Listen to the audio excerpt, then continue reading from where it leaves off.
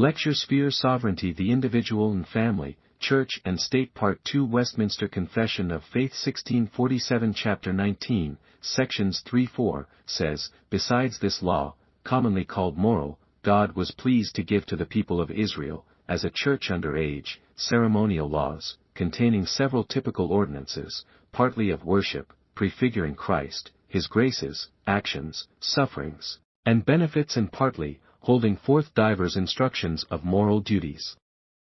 All which ceremonial laws are now abrogated, under the New Testament. To them also, as a body politic, he gave sundry judicial laws, which expired together with the state of that people, not obliging under any now, further than the general equity thereof may require. Preliminary, the Church is constituted by the assembly of God's chosen ones, yet its visible manifestation materializes through the congregated gathering of those who hold faith in Christ, confess his gospel, and as a result of the covenant, are incorporated into the militant body of Christ. This ecclesiastical entity might consist of varying numbers of individuals, ranging from local fellowships to broader regional, national, and even international assemblies. Each of these groupings is rightfully termed a church, without negating the collective identity of the universal visible church, often referred to as the Catholic Church, which encompasses believers and their progeny.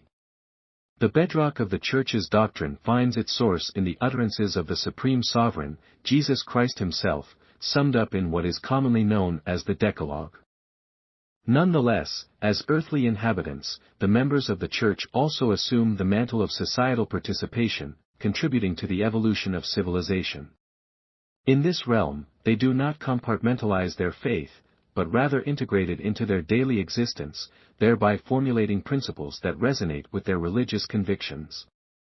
Hence, the very core of their faith infuses every aspect of their lives, as they fulfill their roles as conscientious citizens, steadfastly upholding their spiritual convictions. The law of God over the Church. The Church and its public worship. In the Mosaic Law, there are rules about how the Israelite community should do ecclesiastical stuff together. These rules cover things like ceremonies, rituals, and traditions.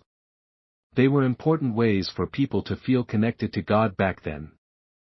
The rules talked about priests, sacrifices, and even the special tent, later a building where they worshipped.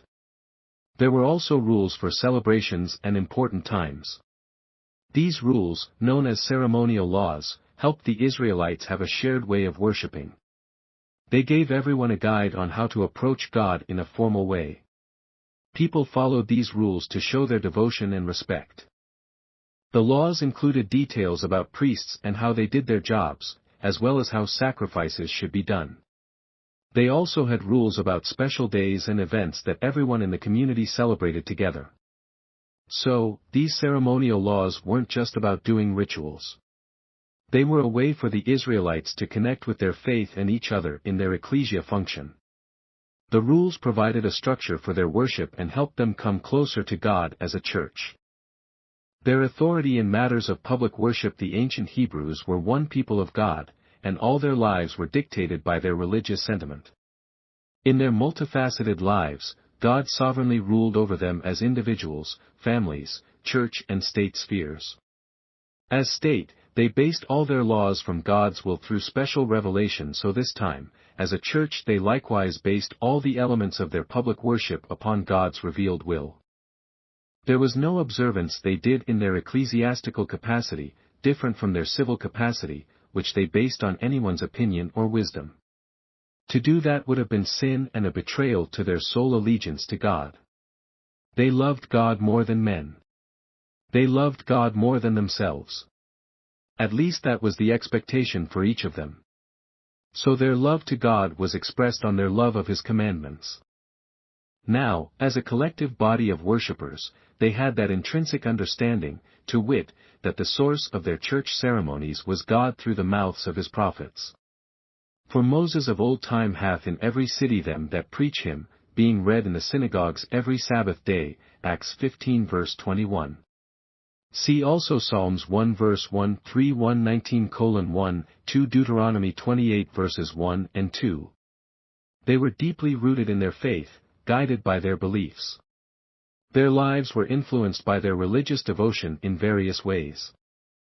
They saw themselves as a united community under God's guidance, with His authority shaping their individual lives, family dynamics, and even their roles as part of both the church and the state. Just as having their role as a civil nation, as church also they looked to revelation for the laws that governed them. Their religious sentiment was intricately woven into every facet of their existence. When they came together as an ecclesia, they carried forward this same principle. Their public worship wasn't shaped by personal opinions or worldly wisdom, rather, it was rooted in God's will, as revealed to them. Although they differentiate their ecclesiastical practices from their civic practices, they have their common allegiance to God's instructions. Their love for God transcended human relationships and self-interest. They held a deep reverence for their Creator, and this was reflected in their unwavering commitment to following His commandments. This commitment was the expression of their love for Him. Each individual was expected to prioritize his devotion to God above all else, nurturing a collective spirit of reverence within their community. As they gathered in worship, they carried within them an inherent understanding. They recognized that the foundation of their church ceremonies was rooted in God's wisdom, spoken through the voices of His prophets. And when they shall say unto you, Seek unto them that have familiar spirits, and unto wizards that peep, and that mutter, should not a people seek unto their God? For the living to the dead, to the law and to the testimony, if they speak not according to this word, it is because there is no light in them. Isaiah 8 verses 19 and 20. Jesus speaks along the same line thus, He that believeth on Him is not condemned, but he that believeth not is condemned already, because he hath not believed in the name of the only begotten Son of God. And this is the condemnation, that light is come into the world, and men loved darkness rather than light, because their deeds were evil. For every one that doeth evil hateth the light, neither cometh to the light, lest his deeds should be reproved. But he that doeth truth cometh to the light, that his deeds may be made manifest, that they are wrought in God. John 3 verse 18-21. This intrinsic connection to divine guidance was a driving force behind their rituals and practices.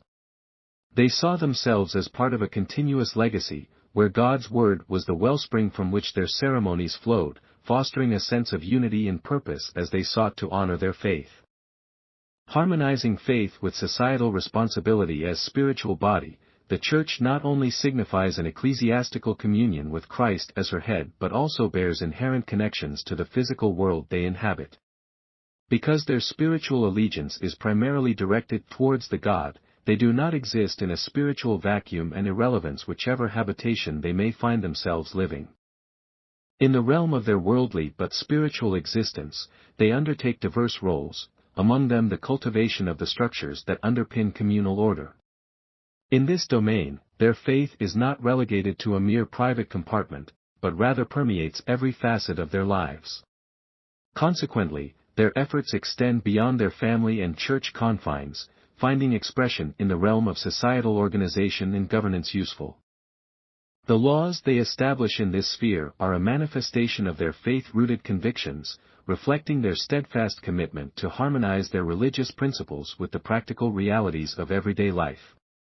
The dual roles of God's people, this parallel existence as both devoted ecclesia participants and active social beings in civic affairs, leads to a dynamic interplay between their church and state governments as both spiritual identity and societal responsibilities. Their faith isn't just a theoretical construct, it takes tangible form through their actions and choices, influencing not only their personal conduct but also the broader societal dynamics. As conscientious participants in their respective countries, they adeptly maneuver through the complexities of governance, all the while steadfast in their religious convictions. In this delicate interplay between church and state in single society, their convictions guide their interactions, motivating them to shape their environment in manners that aligns with their spiritual values. The dual roles undertaken by human creature, and particularly by Christians in their devotion, namely their commitments to the church and state endeavors under one God, are by no means contradictory, rather, they complement each other, forming a holistic life. In this comprehensive outlook and variegated cultures, Christians embodies a distinct ethos, one where the pursuit of faith dictates their engagement with society, having religion and civic duties coexist in harmoniously interwoven threads.